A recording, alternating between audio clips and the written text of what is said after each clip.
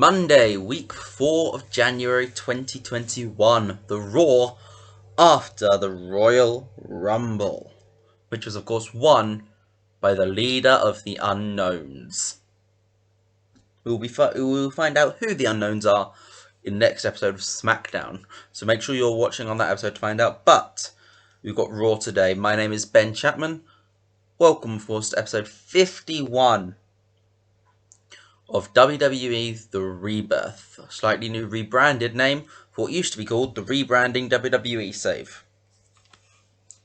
And we kick off this episode of Raw with Tommaso Ciampa, the WWE Champion, coming out and cutting a promo how he is now finished with McIntyre and Orton. He wants nothing else to do with any of them. They are done. They are in his past now. He cuts his promo. Suddenly Seth Rollins cuts his promo. Seth Rollins, who of course unsuccessfully challenged for the United States Championship at the Royal Rumble. But he's going, "Hello, Tommaso. Well, this is Raw. You've been here for a little bit now. But me and you, I don't think we've ever been formally introduced. My name is Seth Rollins, and I am the Monday Night Messiah. My job is to preserve the sanctity of Monday Night Raw, and the best way for me to do that involves something that you're holding. You need to watch your back, Tommaso,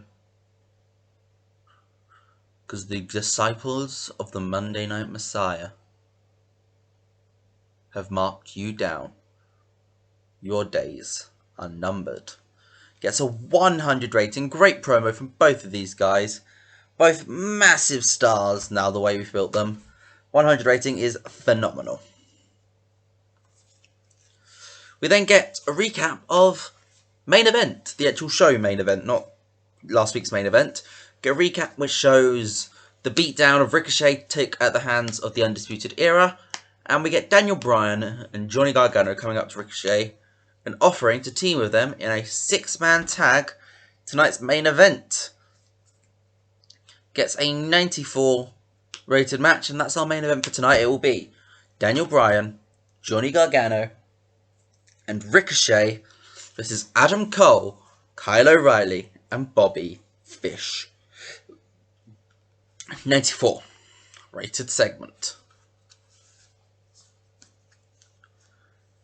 8-man tag match next, as the Viking Raiders and the Street Profits, the Raw Tag Team Champions, in there as well, take on Baron Corbin, his Knights, Brendan Vink and Shane Thorne, and the Big Show is tagging with them. And the Viking Raiders and Street Profits pick up the win when Ivar pins Brendan Vink with a spin kick. Gets an 80 rating. If we look at this stuff, Montez Ford, an 88 is phenomenal. Corbin gets a 93. Great stuff. We'll then see Zelina's team. Angel Garza, Andrade, and El Hijo del Fantasma with Zelina Vega. And Angel Garza is taunting Randy Orton. And we show a recap of Raw 3 weeks ago, where with interference from Drew McIntyre, Angel Garza was able to beat Randy Orton. And Garza's like, "I beat you, Orton. Yet you were in the WWE title match yesterday, and I wasn't. Why is that, Randy? Why? You scared of me? You scared that I'm going to take your place at the top of the card?"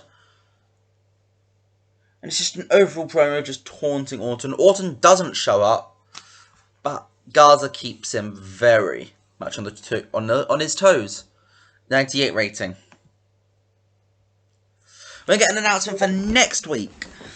Baron Corbin will be defending his TV title against Montez Ford. Gets a 100 rating for that announcement. It's going to be a great match, and I'm looking forward to it, to be honest. 100 is a good start. Women's triple threat match now. In the low cards, this will be determining a #1 contender for a future Raw to take on Asuka, as Ember Moon defeats Charlotte Flair and Bianca Belair in 1851, when Ember Moon pinned Charlotte Flair with an O-face, gets a 92 rating. Charlotte 95, Bianca a 94, Ember a 92. Not too shabby for all three women there. Well, I'm saying not too shabby, that was a great match for all three of them. And Ember will be facing Asuka at a future date. Quick promo from Black Death and Ultimo Ninja, the new element. They want a new future. They've had their Raw Tag Team title reign. They want something new in their future. And Black Death quickly defeats Ace Austin in 1531 with a roundhouse kick. Gets an 82 rating, 97 for Black Death, 74 for Ace Austin. Of course, the 5th member of the Undisputed Era, who hasn't really done much since he arrived yet, though.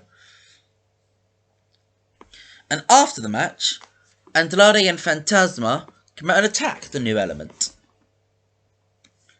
They just come out, lay them down, and El Hijo del Fantasma hits a backstabber off the middle rope, which Andrade jumps into a foot stomp too. Great brutal double team move. And this is going to be a building to a match at the next pay-per-view, which I believe is Vengeance or Judgment Day. Can't remember. 100 rating though. And now we get the main event of the evening. As the Undisputed Era, Adam Cole, Kyle O'Reilly and Bobby Fish defeat the team of Johnny Gargano, Daniel Bryan and Ricochet, when Adam Cole pins Daniel Bryan with a flying cross body. Gets a 91 rating. Decent stuff all around.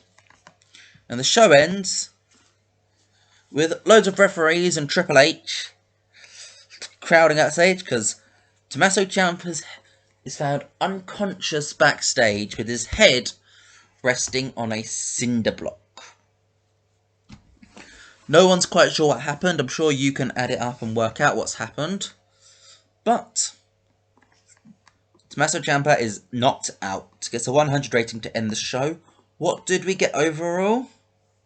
93. And we are starting to get very limited by our audiences. So we're going to have a look at our broadcast teams. Well, I've been Ben Chapman. If you liked that video, make sure to hit that like button and subscribe if you're new around here for regular Total Extreme Wrestling content. Goodbye.